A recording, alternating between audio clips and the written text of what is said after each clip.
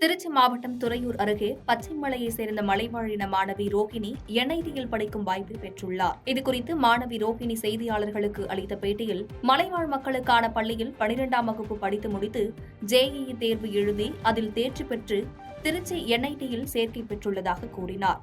BE chemical engineering பாடப்பிரிவை தேர்வு செய்துள்ளதாகவும், என் படிப்புக்கான முழு செலவையும் தமிழக அரசு ஏற்றுக்கொண்டுள்ளதாகவும் கூறினார். பள்ளியில் படித்தபோது என்ஐடி கெமிக்கல் ஆய்வகத்திற்கு என்னை அழைத்து சென்றனர்.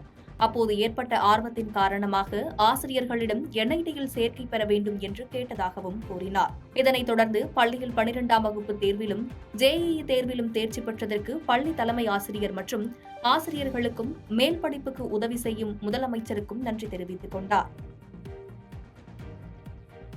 பாதகம் செய்பவரை கண்டால் நாம் பயங்கொள்ளலாகாது பாப்பா, மோதி மிதித்து விடு பாப்பா, அவர் முகத்தில் உமிழ்ந்து விடு பாப்பா.